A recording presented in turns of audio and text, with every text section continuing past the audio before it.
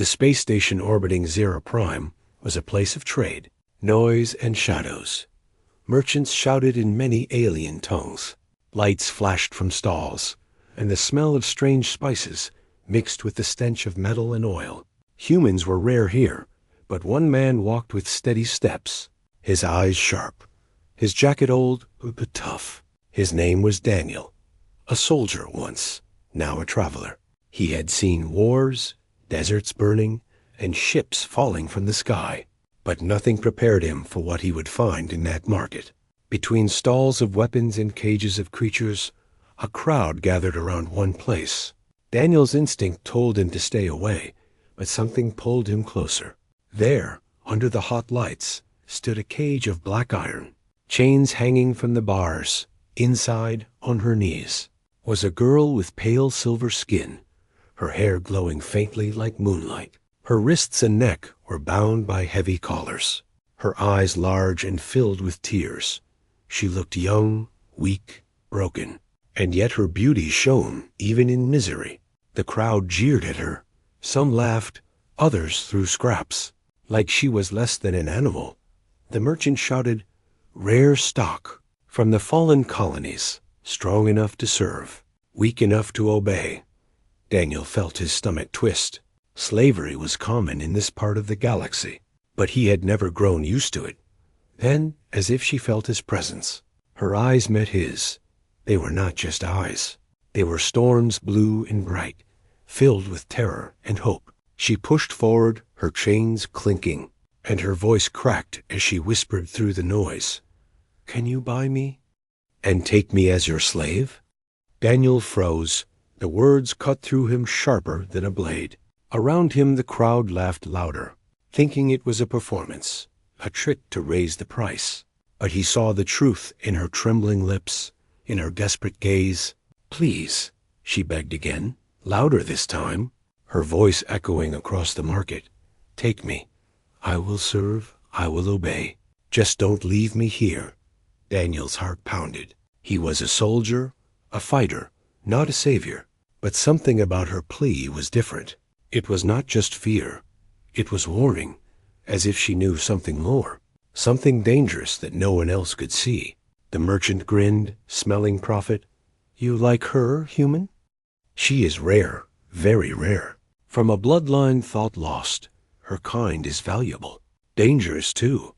He slammed the cage with his stick, and the girl flinched, but did not break her gaze from Daniel. The soldier's instincts screamed at him, "Walk away. Do not get involved. It's a trap." But his humanity, the part that had seen too many suffer, could not ignore her. He stepped forward, his voice calm but strong. "How much?" Gasps spread through the crowd. A human showing interest was unusual. The merchant's eyes gleamed. "For you, human?" "Expensive but fair. 20,000 credits." Daniel's hand tightened on his belt. He didn't have that much, not even close, but the girl's eyes burned into him. As if every second he delayed brought her closer to death, he asked, "Why so high?" The merchant smirked. "Because she is not just a slave. She is the last of her sisters, and people will kill for her blood." The girl suddenly shouted, her voice breaking, "Don't listen to him. Please, if you leave me here, I will die. And many more will die after me." The crowd laughed again, some throwing coins, enjoying the drama. But Daniel saw no lie in her words. He saw only fear, desperation, and something hidden, a secret worth more than money. He didn't know why, but in that moment, he made his choice. He would not walk away. Not this time. Daniel's voice was cold. "I will take her." The merchant's grin widened. "Then pay the price." But Daniel didn't reach for credits. Instead, his hand brushed the hidden blaster at his side. The crowd's laughter dimmed. The air shifted. The girl's chains rattled as she leaned forward, whispering one last plea only he could hear. "Save me, before they come." And then, somewhere deep in the station, alarms began to ring. Red lights flashed, doors sealed, and shadows moved in the crowd. Something was coming, something hunting her. Daniel realized too late This was no simple market trade. It was a battlefield waiting to ignite, and he had just stepped into the fire. The alarm's echo rolled across the market. Red lights flashing over every stall. Merchants cursed. Customers scattered. Guards pushed through the crowd with weapons raised. Daniel kept his hand close to his blaster, his eyes sharp. But his focus stayed on the girl in the cage. Her eyes were locked on him, wide with urgency. Not fear anymore, but a warning. The merchant snarled, "You fool, human, you don't know what you're buying." He slammed the cage shut and tried to drag it back. But Daniel stepped forward. His voice was calm, controlled, the voice of a man used to danger. "Open it." The merchant hesitated, then spat on the ground. "Fine, but her death will be on your hands." With a metallic hiss, the cage door opened, and the girl stumbled out, her chains dragging against the floor. The crowd began to thin, fear spreading like smoke. Everyone knew what those alarms meant. Hunters were coming. Daniel grabbed her arm gently but firmly. "Can you walk?" She nodded, though her legs trembled. He pulled her into the moving crowd, weaving through shadows and stalls. "Who are they?" Daniel asked quickly. She whispered, her voice almost broken. "They're here for me. They'll kill everyone to get me back." Before Daniel could ask more, a sharp voice cut through the noise. "There! The human has her." From the far side of the market, tall armored figures pushed through the panicked merchants. Their armor was black and silver, their faces hidden behind glass masks. Each carried a rifle humming with energy, hunters, ruthless and silent, the kind used by warlords to capture targets alive or dead. Daniel cursed under his breath, pulling the girl into a narrow alley. Blaster fire lit the market behind them. Screams filled the air. Stalls shattered under the rain of plasma. The girl stumbled, chains slowing her down. But Daniel caught her, half dragging her forward. "Why are they after you?" he demanded, his voice sharp. The girl's breath came fast. "Because of what I am. Because of what I know." She looked at him with desperation. "If they catch me, whole worlds will burn." Daniel didn't understand, not fully, but he had seen enough battlefields to know when someone spoke the truth. And this girl, this chained, desperate alien, was not lying. The alley bent into another street, crowded with refugees and traders trying to flee the chaos. Daniel spotted a docking tunnel at the end, glowing signs marking it as a path to private ships. "If I can get her to my ship," he thought, but the hunters were fast, too fast. Their boots clanged against the metal floor, their voices flat through their masks. "Do not kill the girl. The human is expendable." The word sent fire through Daniel's chest. Expendable, that was how they saw humans. Weak, unimportant. But he had survived wars they would never understand. Daniel spun, drawing his blaster in one smooth motion. A hunter rounded the corner, rifle raised. Daniel fired first, the bolt hitting the hunter square in the chest. The armored figure crashed against the wall, smoke rising. The girl gasped, her chains clinking as she pressed closer to him. "You'll die if you fight them all," she whispered. Daniel didn't look at her, just reloaded. "Then we better not let them catch us." They reached the docking tunnel, but two more hunters were already there, blocking the path, their rifles aimed, their armor glowing faintly in the red emergency lights. The girl clutched Daniel's arm, her voice breaking. "You don't understand. They won't stop. They can't stop. I am not just a slave." Her words cut off as the hunters fired. Daniel shoved her behind a metal crate, rolling his plasma bolts sliced the air. He fired back, hitting one hunter in the leg. Sparks flew as the figure staggered, but did not fall. The second raised its rifle again, but before it could fire, the girl screamed. It was not a normal scream. It was sharp, echoing, almost alive. The air vibrated. The walls shook, and the hunter froze mid-step. Dropping its weapon, the girl's eyes glowed faintly, her silver skin shimmering with light. For a moment, Daniel forgot the chaos around them. She had power, hidden and dangerous. But she fell to her knees, trembling, the glow fading. Her voice cracked. "That's why they want me. That's why they will never stop." Daniel grabbed her, pulling her up again, his jaw clenched. "Then we make sure they never get you." He fired again, taking down the last hunter.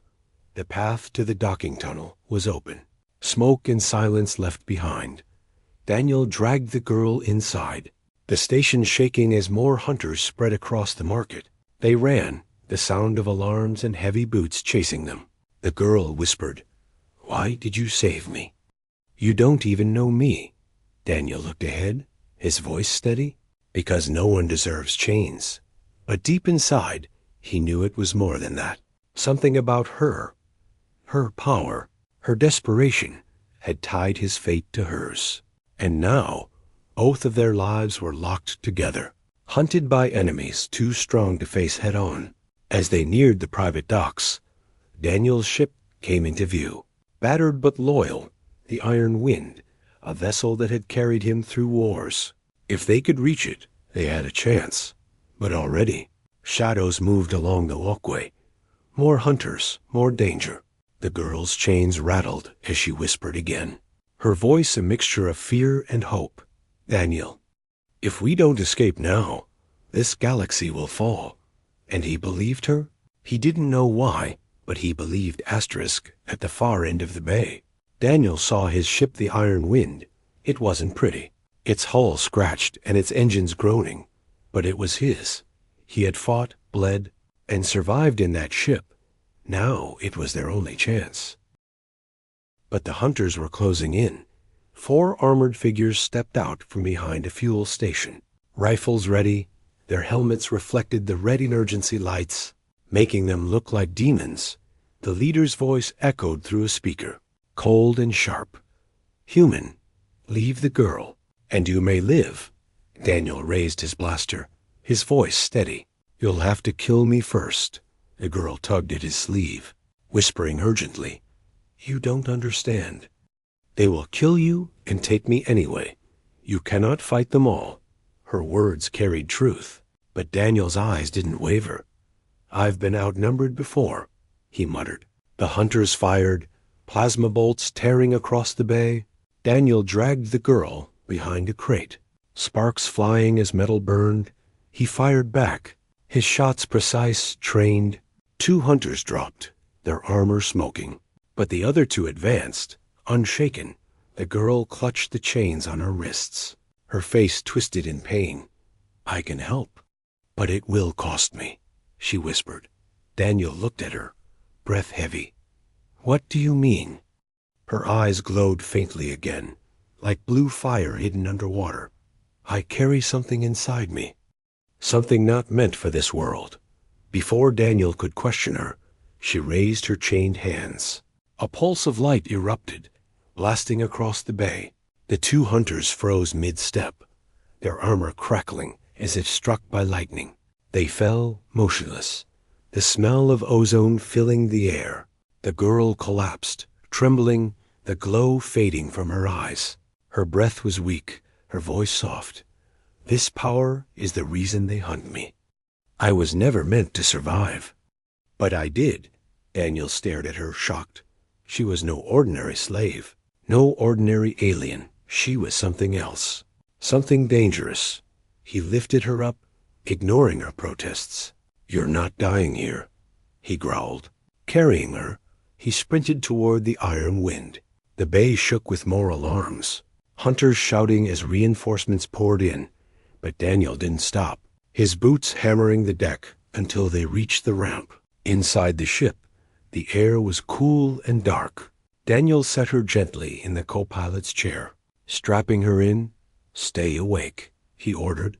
Her eyes fluttered, but she whispered, "Why? Why save me?" Daniel's jaw tightened, because no one else would. He sprinted to the cockpit, flipping switches, the ship roaring to life. Engines lit up, the hull vibrating as power surged. Through the view screen, he saw hunters flooding into the docking bay, rifles raised. "Too slow," Daniel muttered. Pulling the throttle, the Iron Wind lifted, engines screaming. Blaster fire ripped across its shields, shaking the vessel. Come on, Daniel muttered. Pushing the engines harder, the ship shot out of the docking tunnel, into the black sea of space. The girl gasped as the stars filled the window. She whispered, "We made it." Before closing her eyes, exhausted, Daniel checked her pulse weak but steady. Then he leaned back, taking a breath. But the relief didn't last long. A warning alarm blinked on the console. Multiple ships had launched from the station. Hunters' vessels, sleek and fast, closing in on the Iron Wind.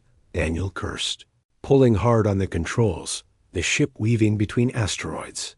But he knew the Iron Wind was old, its engines no match for their speed. Behind him, the girl stirred, her voice faint. "They will not stop until they have me." Her eyes met his, glowing faintly again. "I need to tell you the truth." Daniel glanced at her, his grip tight on the controls. "What truth?" She swallowed, her chains rattling as she sat up straighter. "I am not just from a lost colony. My people were destroyed because of me." Her voice shook, but she forced herself to continue. "I carry a weapon inside me. Not of metal, not of fire, but of mind. It was built into us, into my sisters and me." Daniel's eyes narrowed, weaving the ship through debris. "Your sisters?" She nodded slowly. "There were 3 of us. Only I survived the fall of our world." The hunter ships fired, plasma shots slamming against the shields. Daniel cursed, pulling the ship into a dive. "Why didn't they kill you?" Her eyes filled with sorrow. "Because they can't. Not yet. They need me alive. To unlock what I carry." Daniel understood now. She wasn't just a slave. She was a key, a weapon, something powerful enough to make whole worlds tremble. He fired the Iron Wind's cannons. Hitting one of the hunter ships, it spun out, flames trailing behind. But 2 more closed in, their weapons charging. The girl reached for his arm, her voice desperate.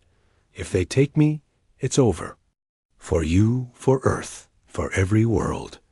Her words sank deep, heavy as stone. Daniel's jaw clenched, his soldier's instinct burning. "Then they won't take you," he growled. He pulled the ship into a sharp roll, plasma bolts streaking past. The Iron Wind shook violently, alarmed, screaming. But Daniel didn't stop, didn't slow. For the first time in years, he felt purpose, and he wasn't about to lose it. The girl's chains rattled as she whispered again, "You don't know what you've chosen, Daniel. But maybe you're the only one who can bear it." The hunter's ships circled closer, their shadows blotting out the stars. The chase had only begun. The Iron Wind shuddered as enemy fire rained against its shields. Daniel gripped the controls tighter, sweat dripping down his temple. The old ship groaned like a wounded beast, but it kept pushing forward. Behind them, 3 hunters' ships closed in, sleek and deadly, their engines glowing like red eyes in the dark. The girl sat in the co-pilot's chair, still chained, her breath shallow, but her eyes sharp. Her voice was urgent.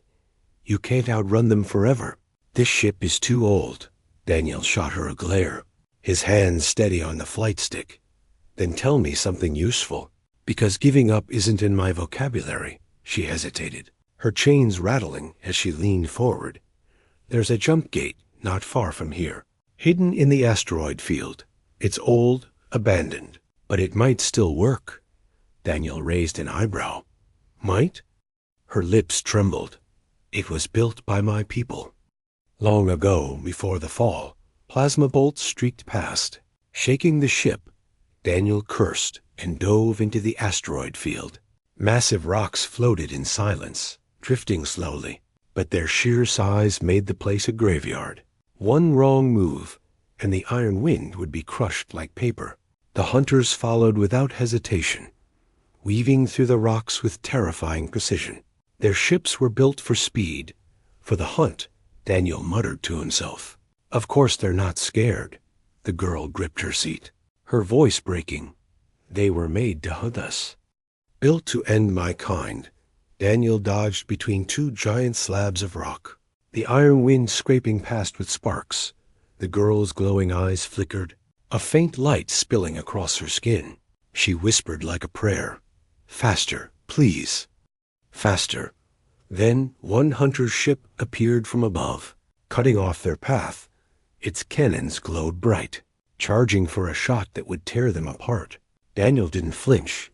Instead, he spun the ship, turning the iron wind sideways through a narrow crack in the asteroid. The hunter fired, its blast striking the rock instead. The asteroid shattered, exploding into debris that slammed into the hunter's hull. The ship spiraled out, lost to the void. The girl gasped, her chains clinking. You did it." Daniel didn't smile. His jaw was tight. One down, two to go. But the victory was short. The remaining hunters closed in, firing relentlessly, their plasma blasts cutting through rock after rock. The iron wind's shields flickered, sparks raining down from the ceiling. Warning alarms screamed. Daniel shouted over the noise, "Where's that jump gate?" The girl closed her eyes, focusing, her voice trembling. "Deeper? Near the heart of the field. Follow the pull of the dark star." Daniel frowned. "What does that mean?" Before she could answer, another blast rocked the ship, throwing them both forward. The girl cried out in pain as her chains cut into her wrists. Daniel's chest burned with anger. Seeing her bleed, he pulled the ship into a dive, following the flickering beacon of his radar. And then he saw it. Half buried in the shadow of a massive asteroid was a ring, ancient and broken. Its surface was cracked, its lights low dead, but its shape was unmistakable. A jump gate. The girl's voice was soft, but filled with awe. "My people built this. Before the hunters came. Before the end." Daniel angled the ship toward it, but the hunters were close, too close, their ships locking weapons. The girl gripped his arm, her voice shaking. "They won't let us enter alive. They'll destroy the gate before we can use it." Daniel's eyes hardened. "Not if I destroy them first." He pulled the ship up, spinning it in a sharp arc. The hunters didn't expect the move, their formation breaking. Daniel fired the iron wind's cannons, striking one hunter ship across its engines. It exploded, flames lighting the dark field. But the last hunter was faster, deadlier. It fired, plasma bolts slamming into the iron wind's side. The ship spun out of control, alarm screaming, hull tearing. Daniel gritted his teeth, forcing the controls. The girl screamed his name, her glowing eyes wide with terror. The hunter circled, ready for the kill. But the girl stood, her chains dragging as she staggered toward the view screen. Her eyes glowed brighter, her voice rising into a strange song. It wasn't words, it was energy, vibration, a force that made the air hum. The hunter ship slowed, its engines flickering, its pilot froze, as if gripped by invisible hands, and then, with a burst of light, the ship imploded. Silence filled the void. The girl collapsed, her glow fading. Daniel caught her, lowering her gently into the co-pilot's chair. Her voice was weak, barely a whisper. "This power? It kills me every time I use it. That's why they want me. Because I can end them, but at the cost of myself." Daniel's jaw tightened. "Then you'll stop using it." Her eyes filled with tears. "If I stop, we both die." He looked at the broken gate ahead. The ship's engines sputtered, sparks flying. They were running out of time. Daniel pulled the iron wind toward the ancient ring. The girl reached for the console, her fingers brushing the controls. Her chains glowed faintly, connecting to the old system as if they were keys. The gate flickered, ancient lights sparking to life. A hum spread through the asteroid field, deep and powerful. The girl whispered, "It still works." Her glowing eyes locked on Daniel's. "But once we cross, nothing will ever be the same."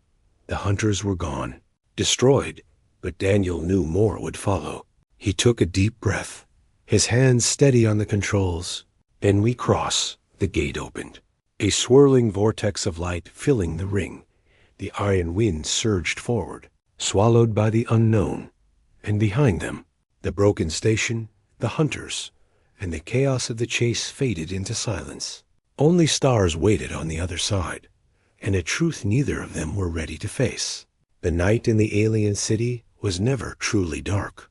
Glowing towers and endless streams of light cut through the sky like rivers of fire. To a human eye it looked beautiful, but to Alex it was only a cage made of shining steel. He and the alien girl, Lyra, hid in a narrow corner between the towers.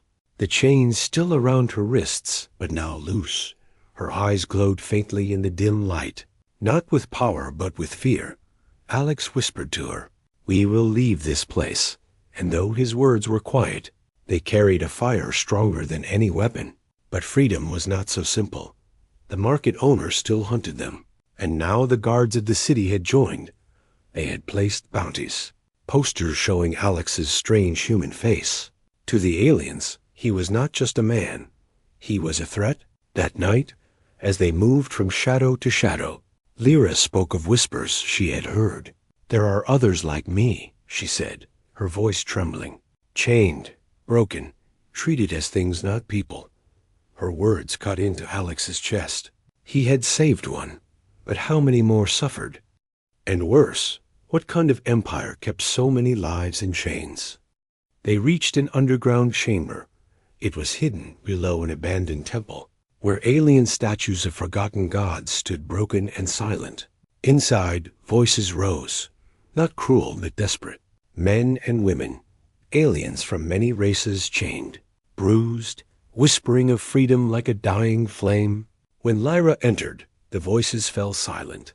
Some looked at her with pity, others with shock. One of them whispered, "The chained girl walks free." "Is this a dream?" Another added, "And with her, a human, the human." The word was spoken like a secret. Alex stepped forward, and he saw in their eyes something he had not seen in the market. Not fear, not greed, but hope. A dangerous, living hope. One old alien, scarred and weak, spoke, "I have heard stories of humans, fighters, stubborn souls who do not bow. If even one stands with us, then maybe this empire is not unbreakable." Alex did not plan to be a leader. He only wanted to free the girl who had begged him in the market. But now he saw the truth. If he helped only her, the chains would still remain for the others. The empire would never stop hunting them, never stop breaking them. He clenched his fists. His voice shook, but not with fear, with decision. "Then we break it," he said, "not just for one, but for all." The chamber erupted in whispers. Some called him mad, others called him savior, but all of them looked at him with fire in their eyes. The whispers of rebellion had begun, above, in the golden towers. The market owner met with alien lords. He slammed his clawed fist on the table. "The human is dangerous," he roared, "not because of his strength, but because of what he awakens. He makes the slaves remember that they are not slaves. He must be destroyed before their hope spreads like fire." And so, hunters were sent, elite soldiers, with armor glowing like molten steel. Their mission was clear: find the human, kill him, and erase the dream he carried. But deep in the underground chamber, Alex was no longer just a man. He was the spark of a storm.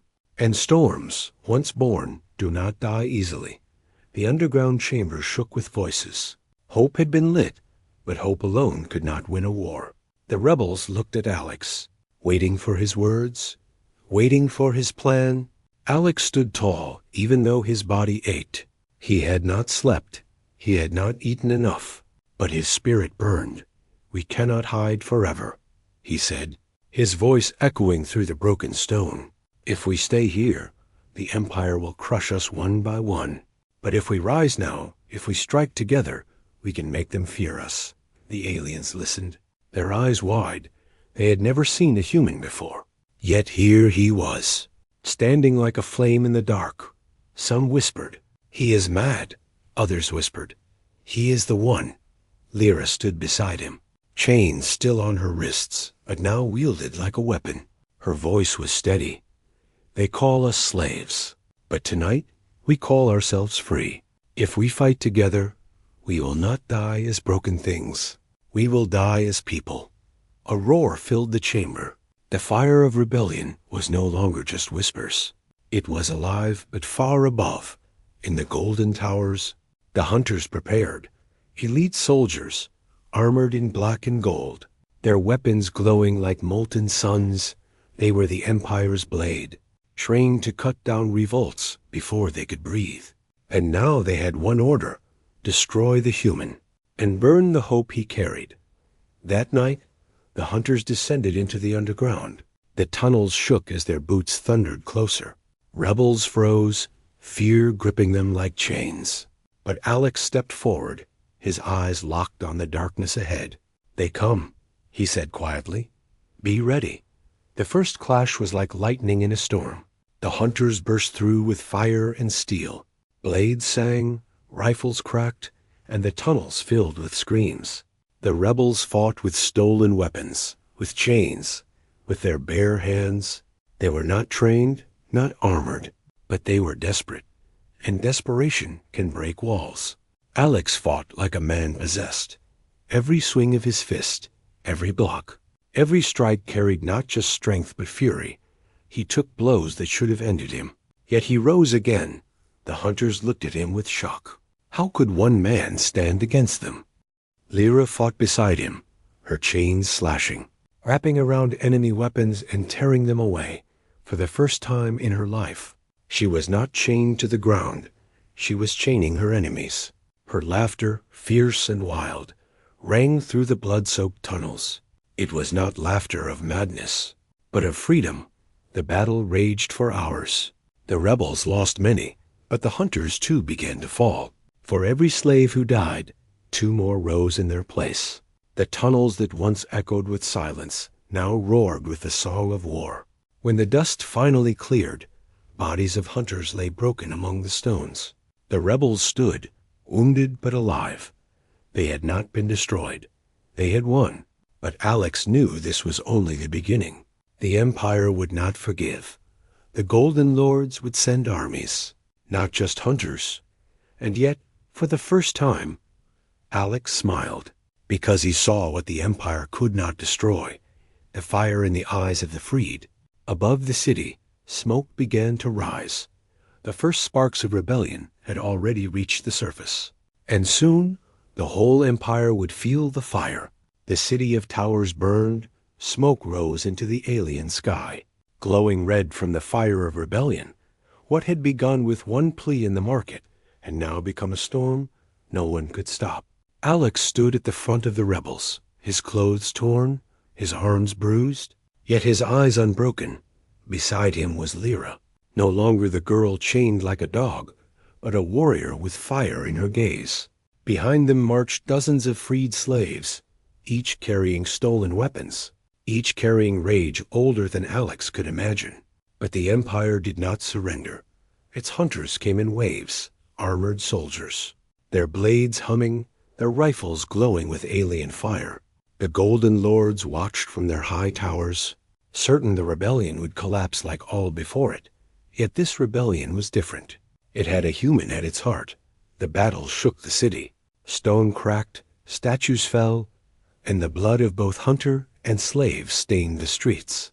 At first, the rebels were pushed back, but Alex did not fall. Every time he was struck down, he rose again, and every time he rose, others rose with him. Hope spread faster than fear. At the edge of the battlefield, the market owner appeared, the same alien who had once dragged Lyra by her chains. His voice roared over the flames. You are nothing, human. You do not belong to this world. You are dust. Alex faced him, weaponless, his fists bleeding. He remembered the moment in the market. The girl's plea, "Can you buy me and take me as your slave?" He remembered his answer, his promise, and he shouted back with a voice that carried across the burning city, "I don't buy slaves. I free them." The words struck harder than any blade. The chained people roared, their voices rising like thunder. The hunters faltered, their ranks breaking as the rebels surged forward. For the first time, the Empire's soldiers felt fear. The market owner charged, his massive claws ready to tear Alex apart. But Lyra stood between them, chains still wrapped around her wrists.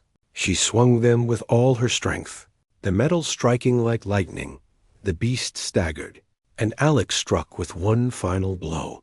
The chains shattered, and so did the tyrant. Silence fell. The Golden Lords fled, their towers collapsing behind them. The hunters dropped their weapons, choosing life over loyalty, and in the middle of the ruins, the slaves stood free. Lyra turned to Alex, her voice trembling but strong. "You were only one man," she said, "but you gave us back our names." Alex looked around, at faces no longer broken, at chains lying on the ground like dead snakes. He whispered, almost to himself, "One man is enough to start a storm." And the storm spread across other cities, across other worlds. The story of a human who freed the chained became a fire that the Empire could never put out. The last chain had fallen, but the war for freedom had only just begun.